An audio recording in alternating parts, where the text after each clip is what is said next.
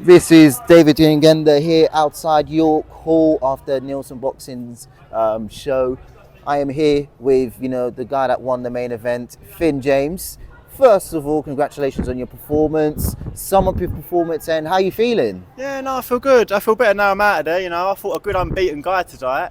Headlined an event. I thought an older, same experienced, unbeaten fighter. So I've ticked off some good ticks there, and I boxed him, and I boxed up a good unbeaten fighter as well, which is something nice. And I'm happy that the judges appreciated the boxing that I was doing and how clean it was. And I didn't really get caught with anything too much in there. And he was a grown man that was coming to put pressure on. I just nullified him and didn't let him do his job. And obviously, we want to talk a bit more about the fighters, fight style. Because obviously, there's some that like to come to fight. There's some that look to sort of make it difficult. Really, how you sort of been able to sort of negate that really during the contest? Yeah, I think I'm always just in there to do me, and whether that's throw a million jabs and not get hit, or throw less shots and not get hit but crunch them a little bit more. I'm just there to do a job, and I'm kind of in there at the minute learning and adapting my style to what's in front of me. You can't go and do the same thing every time because everyone's a bit different. So he was a little bit more hesitant tonight.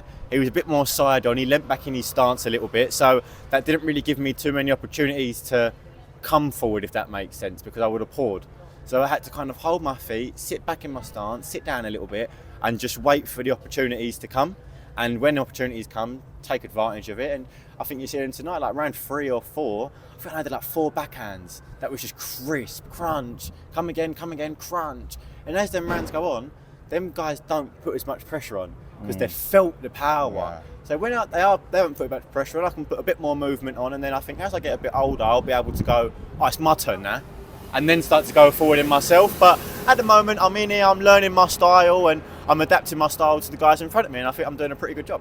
So. And obviously, speaking on that, really, you spoke a bit more about, needing to sit off a little bit. There's a lot of fighters at the stage of their career, they're looking for the knockouts, they're looking for the show reel, sort of highlight show reel, as you will call it.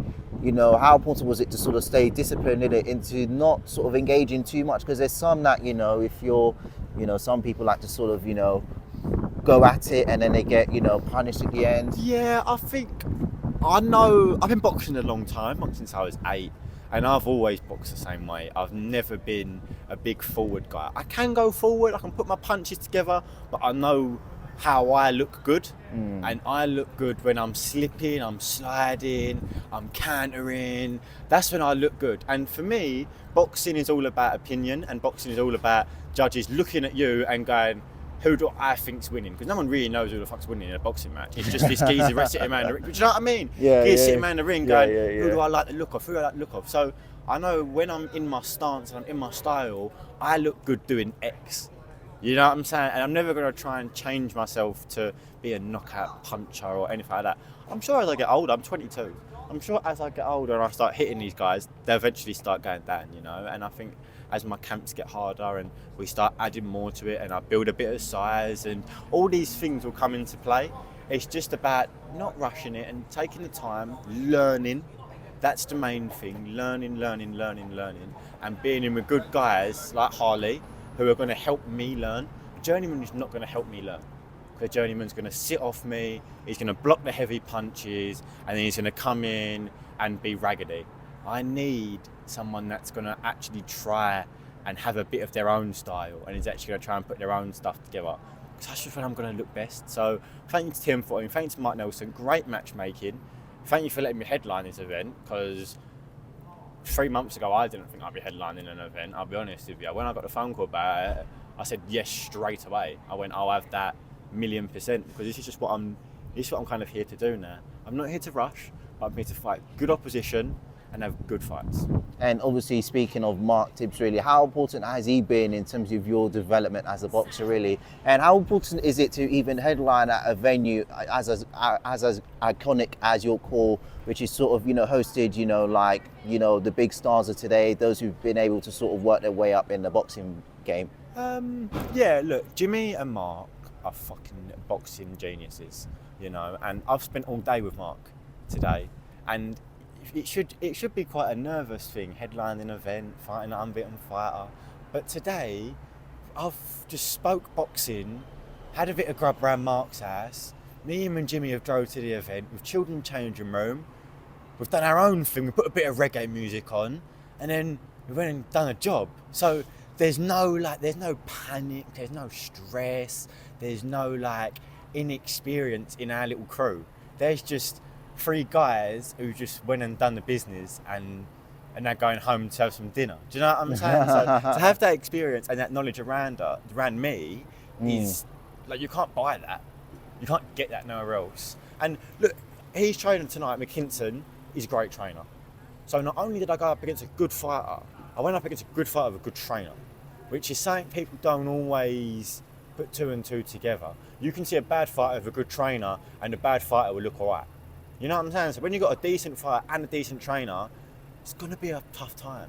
I'm just lucky that I've got 2 legends sitting in the corner and I'm a pretty decent fighter. Do you know what I mean? So it fits it together nicely.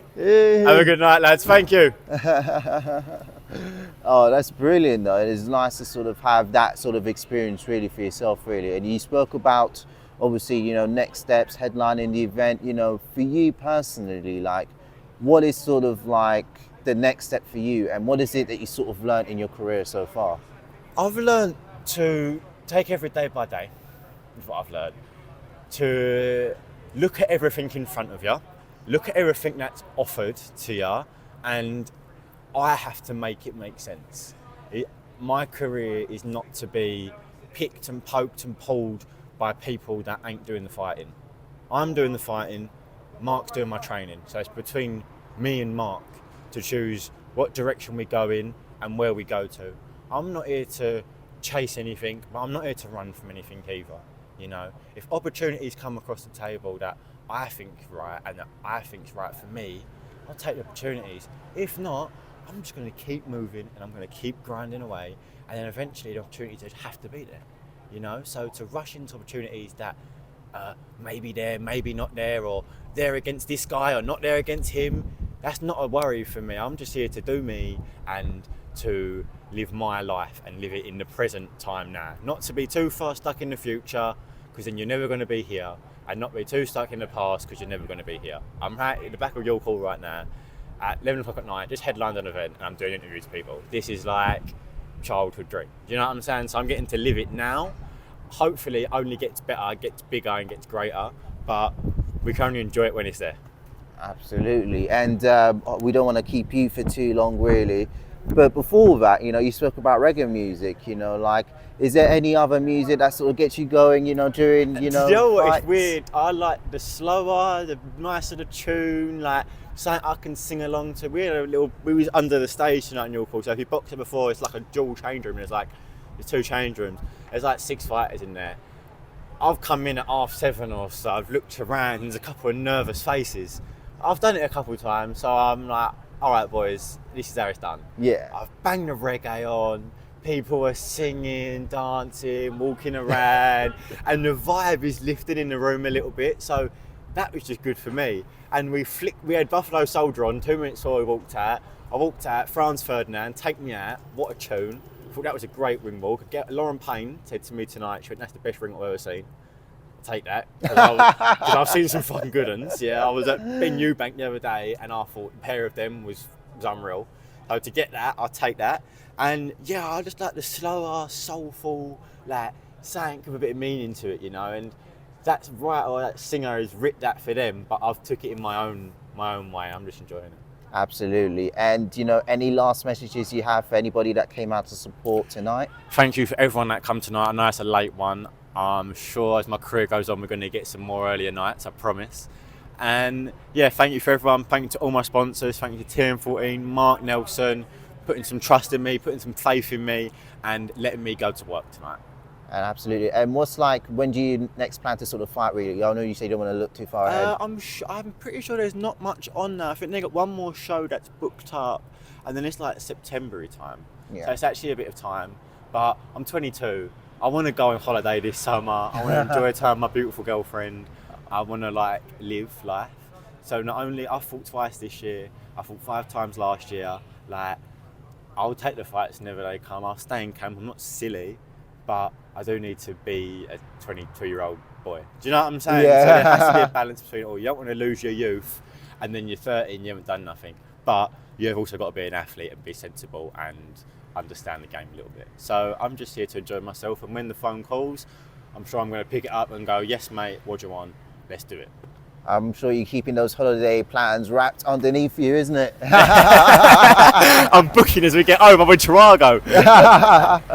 But we really appreciate your time. Thank you so much, and congratulations once again on your win. Top man, thank you everyone. Thank you.